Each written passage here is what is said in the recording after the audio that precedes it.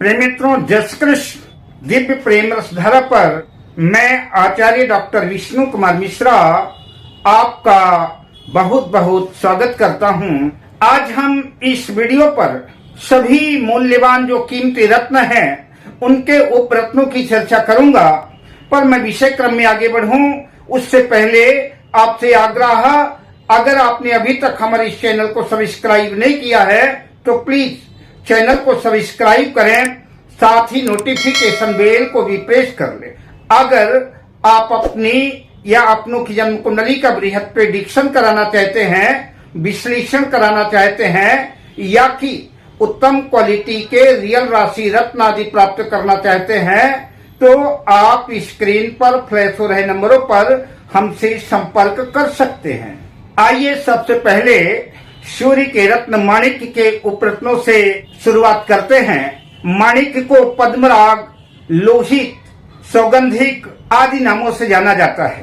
पंजाबी में माणिक्य को चुन्नी कहते हैं, अंग्रेजी में रूबी कहते हैं, फारसी और उर्दू में याकूत कहते हैं। माणिक्य अत्यंत कीमती रत्न है।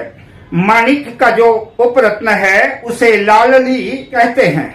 लालड़ी लाल, गुलाबी, अनार के दानों के समान, कनेर के फूल के समान और गेरुआ आदि के रंग के समान होता है। लालड़ी चिकना, चमकदार और रक्तिम आभा प्रभा से युक्त होता है। अगर लालड़ी को दूध में डाला जाए तो उससे रक्तिम किरणें निकलती हैं। जो लोग माणिक्य की ऊंची कीमत की वजह से माणिक्य धारण नहीं कर सकते, ऐसे लोग माणिक्य का उपरत्न लालड़ी जो कीमत में बहुत कम है, अच्छी क्वालिटी का धारण कर सकते हैं। कटे फटे काले पीले धब्बों से युक्त दोषपूर्ण लालड़ी को धारण नहीं करना चाहिए। इससे लाभ की जगह नुकसान होने की संभावना है।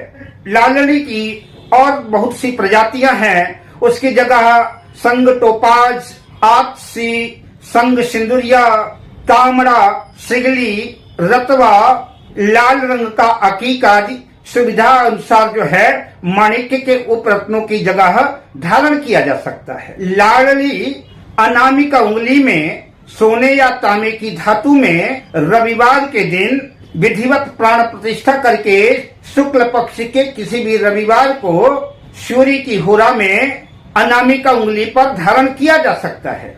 अब बात करते हैं चंद्रमा के रत्न मोती के उपरत्नों की। मोती के उपरत्न को बिमरू कहते हैं। मोती की भांति ही जो बिमरू भी सीप में पाया जाता है, सीप से निकलता है। यह मोती की अपेक्षाकृत दुधिया रंग का आकार में छोटा होता है।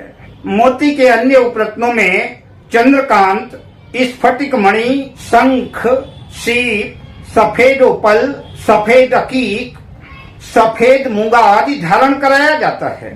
मोती या मोती के उपरत्न सोमवार के दिन चंद्र की होरा में छोटी उंगली कनिष्ठा में चांदी की धातु में विधिवत प्राण प्रतिष्ठा करके धारण करना चाहिए। अब बात करते हैं मंगल के रत्न मूंगा के उपरत्नों की। जो लोग मूंगा रत्न धारण नहीं कर सकते उनके लिए मूंगा का उपरत्न संग मूंगी आता है। संग मूंगी भी जो है मूंगी के पौधे से ही पतली शाखाओं से निकलता है, किंतु यह आकार में छोटा होता है। इसे मूंगे की जगह धारण किया जाता है। संग मूंगी की कीमत मूंगे की अपेक्षाकृत बहुत कम है। मूंगे के अन्य उपरत्नों में लाल अकीक, लाल ओनेक्स तथा रक्तमणि आदि धारण किया जाता है। मूंगे के उपरत्न को शुक्ल पक्ष में किसी भी मंगलवार को मंगल की होरा में तांबे की धातु में विधिवत प्राण प्रतिष्ठा करके सूर्य की अनामिका उंगली में धारण किया जाता है। अब बात करते हैं बुध के रत्न पन्ना के उपरत्नों की। तो पन्ना के उपरत्नों में संग मरगज, यह हल्के हरे रंग का कुछ सफेदी लिए हुए चमकदार और सुंदर होता है। दूसरे उपरत्न की बात करें, पन्ना का दूसरा उपरत्न जो है संग पीत मनिया, यह भी हरे रंग का कुछ लालिमा युक्त कुछ पीलापन लिए हुए चिकना और चमकदार पत्थर है। इसे पन्ना की जगह उपरत्न के रूप में धारण कराया जाता है। पन्ना के अन्य उपरत्नों की जगह शंख पत्नी, हरे रंग की तुरमुली, हरित मणि, ओनेक्स, दाना ए फिरंग, हरे अकीक आदि रत्नों से पन्ना के उपरत्नों का लाभ लिया जा सकता है। पन्ना के उपरत्नों को शुक्ल पक्ष में किसी भी बुधवार को बुध के नक्षत्र में, बुध की हुरा में, चांदी की धातु में या कि अष्ट धातु या पंच धातु आदि में विधिवत प्राण प्रतिष्ठा करके छोटी कनिष्ठा उंगली में धारण किया जाता है। अब बात करते हैं देवगुरु बृहस्पति के पुखराज के उपरत्नों की। पुखराज देवगुरु बृहस्पति का रत्न है। यह अत्यंत कीमती कोरंडम जाति का पत्थर है। जो लोग गुरु का रत्न पुखराज धारण नहीं कर सकते वो पुखराज की जगह इन उपरत्नों से लाभ ले सकते हैं। पुखराज का जो सुप्रसिद्ध रत्न है वो सुनहला है। देखने में यह अत्यंत चमकदार पीत वर्ण का सुनहले रंग का सुंदर पत्थर है और कई बार तो यह पुखराज से भी देखने में अत्यंत सुंदर लगता है। कुछ छलिया लोग, कुछ ठग लोग जो है इस सुनहले को भी पुखराज की जगह दे करके मोटी रकम ऐंठ लेते हैं। तो अतः पुखराज के उपरत्न की जगह सुनहले को धारण करना अत्यंत लाभप्रद सिद्ध होगा। सुनहले के अतिरिक्त संग सोना मक्खी को भी धारण किया जा सकता है। संग कहरुआ भी जो है हल्के पीले रंग का चमकदार सुंदर रत्न है। इसे भी जो है पुखराज के उपरत्न की जगह धारण करते हैं। इसके अतिरिक्त पीला अकीक भी धारण कर सकते हैं। पुखराज के उपरत्नों को शुक्ल पक्ष के किसी भी गुरुवार को गुरु की हुरा में, गुरु के नक्षत्र में, सोने की या तांबे की धातु में विधिवत प्राण प्रतिष्ठित करके अनामिका उंगली में आप धारण कर सकते हैं। अब बात करते हैं शुक्र के रत्न हीरा की।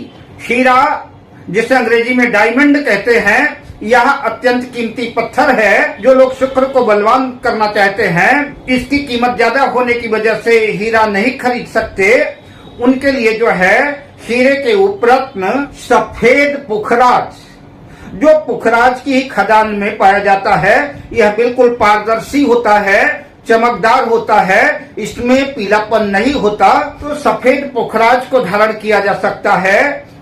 सफेद तुरमुली भी आती है।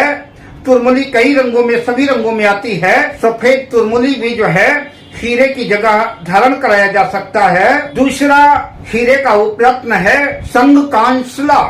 कांसला गुलाबी और सफेद दो रंगों में आता है। क्योंकि हम हीरे का उपरत्न पहन रहे हैं तो सफेद कांसला ही धारण करना ज्यादा उपयुक्त रहेगा।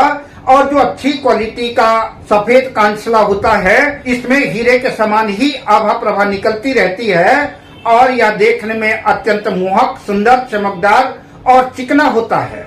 हीरे के अन्य उपरत्नों में संगदतला, कुरंज, पुलक, बिमल, सफेद अकीक, स्फटिक आदि प्रसिद्ध है। इन उपरत्नों को भी धारण करके हीरे की जगह शुक्र को शक्ति प्रदान की जा सकती है और हीरे का लाभ लिया जा सकता है।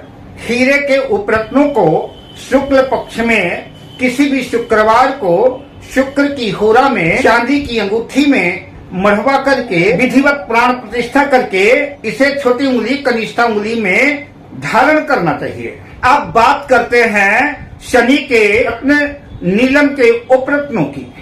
तो नीलम के उपरत्नों में जो सबसे प्रमुख स्थान है वो संग नीली का है। नीली और नीलम देखने में एक जैसे ही लगते हैं।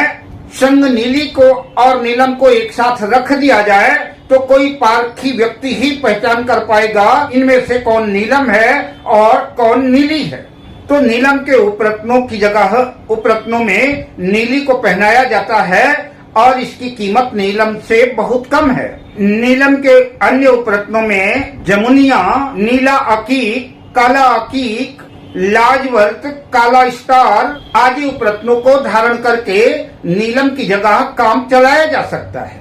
नीलम के उपरत्नों को किसी भी शुक्ल पक्ष में शनिवार के दिन शनि की होरा में या की गोधूली बेला में लोहे की अंगूठी में या की अष्ट धातु में या की पंच धातु में विधिवत प्राण प्रतिष्ठा करके मध्यमा बीच वाली सबसे बड़ी उंगली में धारण करना चाहिए। राहु का रत्न गोमेद और केतु का रत्न लहसुनिया ये प्रायः सस्ते ही हैं, इनकी कीमत बाजार में बहुत ज्यादा नहीं है, लेकिन फिर भी इनके उपरत्नों की जगह टाइगर, हाक, केट्स, दानाए फिरंग सुविधा के अनुसार लिया जा सकता है।